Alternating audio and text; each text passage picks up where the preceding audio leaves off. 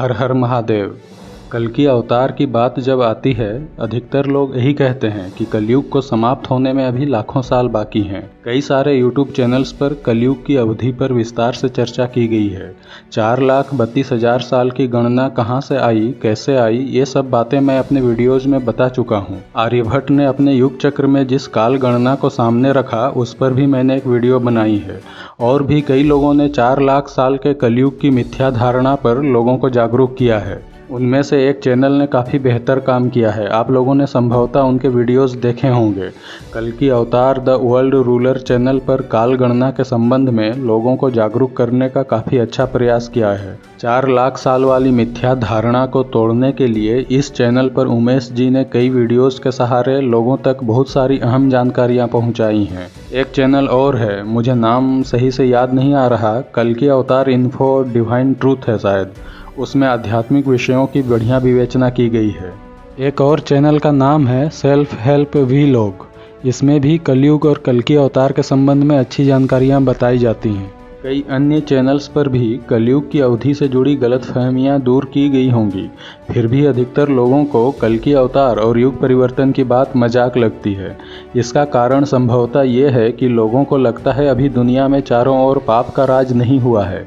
जैसा कि धर्म ग्रंथों में बताया गया है, कलयुग के अंत तक प्रायः सभी दुष्ट प्रवृत्ति के होंगे। लोग भगवान की पूजा बंद कर देंगे, भगवान का नाम लेना बंद कर देंगे। तो अधिकतर लोगों को यही लगता है कि अभी तो चारों ओर धार्मिकता की हवा बह रही है।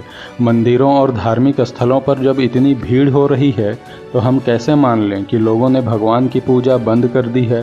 भजन कीर्तन, पूजा पाठ, तीर्थ यात्रा सब तो हो रहा है, फिर कैसे मान लिया जाए कि लोग भगवान को भूल गए हैं।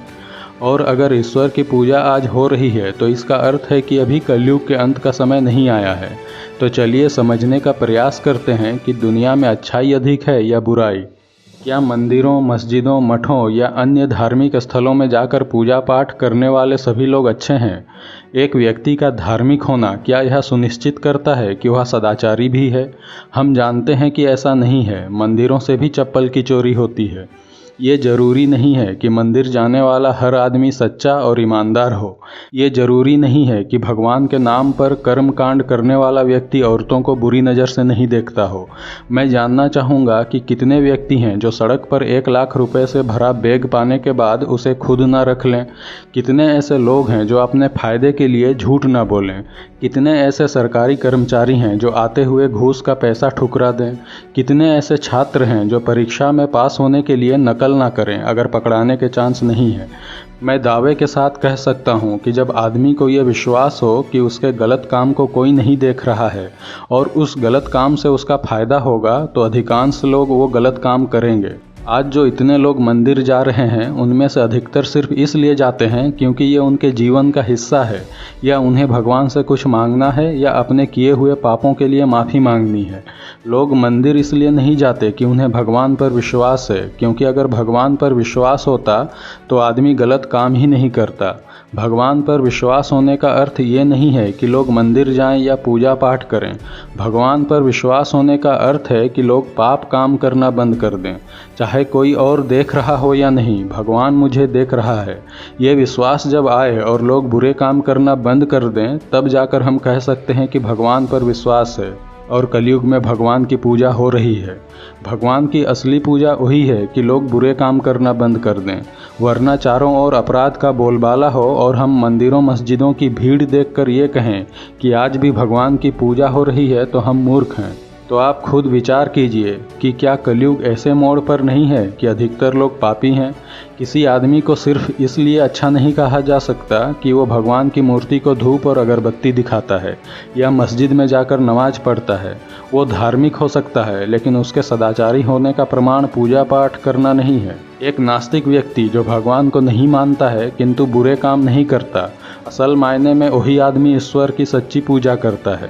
किसी का आस्तिक या नास्तिक होना उसके सदाचारी या दुराचारी ब्रह्मचारी होने का प्रमाण बिल्कुल नहीं है। इसलिए आज के समय में जिन्हें लगता है कि भगवान की पूजा तो हो रही है, कलयुग का अंत समय अभी नहीं आया है, तो वो गलतफहमी में है। समाज में हो रही बुराइयों को तो देखो, कहीं महिलाओं के साथ बलात्कार जैसे जघन्य अपराध हो रहे हैं, तो कहीं महिलाएं खुद अश्लीलता फैला रही हैं। कहीं पति पराई स्त्री के साथ नाजायज संबंध में है, तो कहीं पत्नी गैर मर्द के साथ अवैध संबंध बना रही है। कहीं माँ अपने बच्चे को जान से मार डालती है, तो कहीं बच्चा अपने माँ बाप को मार डालता है। टुकड़े भर जमीन के लिए कहीं भाई भाई को मार देता है, तो कहीं बाप बेटे का गला काट देता है। कोई भी लोकल अखबार उठाइए, आपको समाज की हालत पता चल जाएगी। या आजकल तो इंटरनेट पर ही सब कुछ उपलब्ध है। कहीं टीचर बच्चों को खून निकलने तक पीट रहा है, तो कहीं बच्चे मिलकर टीचर को कूट रहे हैं। कहीं कोई अफसर घूस लेते हुए पकड़ा रहा है, तो कहीं किसी नेता के घर से करोड़ों रुपए निकल रहे हैं। समाज इतना पतित हो गया है कि अब भाई बहन के संबंध भी दूषित हो रहे हैं। तो ये सब देखकर किसे लगता है कि आज भी अच्छे लोग अधिक हैं? यूट्यूब का उदाहरण ही ले लीजिए। कल्कि अवतार पर वीडियो देखने वाले कितने हैं और गंदे थंबनेल वाले वीडियो देखने वाले कितने हैं, इसी से समझ आ जाएगा। तो जिन्हें भी ये भ्रम है कि कलयुग को खत्म होने में और लाखों साल बाकी हैं, जल्द ही इस भ्रम से बाहर आइए। हमारे सामने और भी संकेत हैं। प्राकृतिक आपदाओं की संख्या में बहुत बढ़ोतरी हुई है।